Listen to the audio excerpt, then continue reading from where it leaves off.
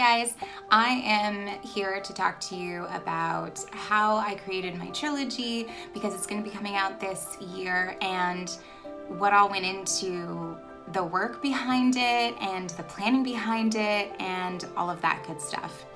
So I want to start by first saying, sorry, this is not a written blog post. I am a teacher, and so at this point in our quarantine and shutdown, it is just way easier for me to make videos.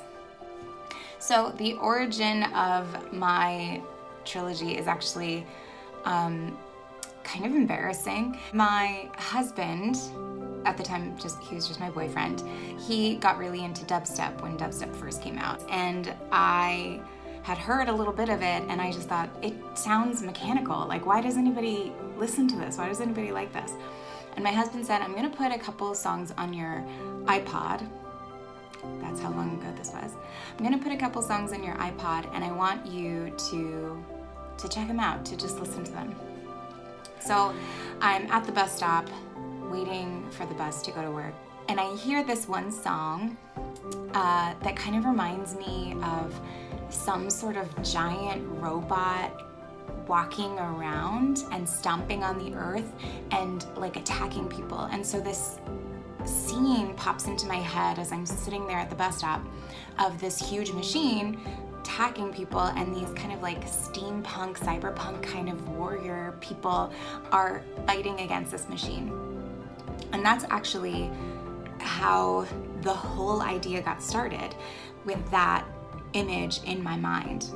So with that image, I started then to create a story around it. Okay, who are these machines? Who are these people? Why are they fighting? What has happened to the world, right? Why is this something that needs to be occurring at this point?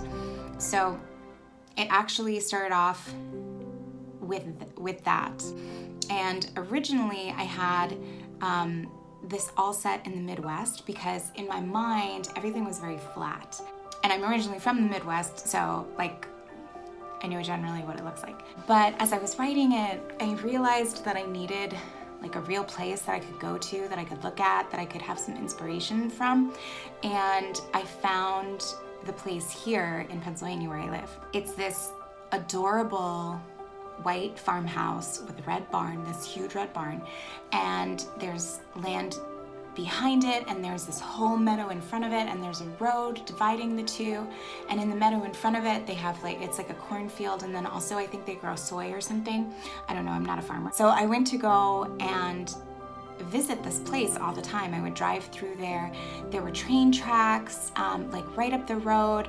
On the other side, like, so the house is like here, and there are train tracks over here. This is a terrible map, I'm so sorry. And the train tracks are over here, and then over here is Route 30. So like I would drive past it all the time, even when I was just like going to the mall or whatever. There's also a trail nearby. So I would park in the parking lot for the trail, I'd take my dog. Or no, I wouldn't, because we didn't have dogs back then. We still take our dogs there, so that's why I'm thinking that. I would just explore the woods, and I would be able to see like almost kind of like the top of their property because it kind of like extended down. And then I would also see this beautiful brick house that was kind of like separating where you're able to hike and this farmer's farmland. And I thought, okay, somebody in my story can also live there. With that in mind, I started crafting the setting of the trilogy. The other thing that was really important in writing this trilogy was to have one notebook that was like dedicated to all the information that I was going to be using. A lot of authors, including myself, recommend having a series Bible. I have one. I didn't use it. I used this instead. You know, like in the beginning of this journal, the story that I'm writing is very, very loosely the story that I ended up telling. But there are commonalities, there are little threads that I ended up picking out and really sticking with. So it's super cool to read. And then I did research. So this is like research on magnetic dipoles. And you can see like I plotted out everything, and as I wrote the things that I had plotted, I would just cross it out. So this is a way for me to also keep track of what I was doing, little character doodles. This was a doodle of Beatrice that I did that I ended up abandoning, and then just like thematic things that ended up coming through for me. It's cool because I can also see like old titles that I had. The first book was originally titled Headless, because that's, instead of prowlers, she called them the headless. They used to look a lot different than they do in the published version. In the Wattpad version, I think they still look like the headless, the original headless. I would like stuff little notes in the notebook to remind myself what I wanted to do. So this one, I had printed out your typical story diagram. So this is a story diagram, but it's also following the hero's journey kind of template. Next to each moment in the hero's journey, it has like some suggestions, like also known as. So for call to adventure, also known as inciting incident, the call to action, the catalyst. So what I would do is I would just circle these things, and then I would write a little note next to what I had circled about what I wanted to write in that moment. And then I sort of did that for the third book. Instead of circling those things and printing it out again, I just wrote it on a piece of paper, and then I had my plan there. Having everything in one place really makes it easy, and this is where I kept everything in this silly pink fabric notebook that ended up getting a lot of stains on it because I took it to coffee shops and I used it while I was eating and stuff like that.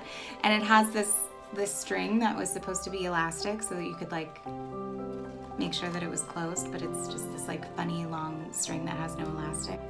And here you can see another version of what I had done earlier, where I had written out the chapter numbers and what I wanted to happen in those chapters, and then I just crossed out the numbers when I was done with it. But the stories of the Deathless, right? Here I was writing down every character who I thought it might be interesting to hear their story, and then I put a check mark next to them when I had written them. So it's just really cool to look back at this and to think about how far this trilogy has come. You know, I started the trilogy, I wrote the first book in 2013. It's 2020 now. It's kind of crazy. It's really crazy. And that's how they got started.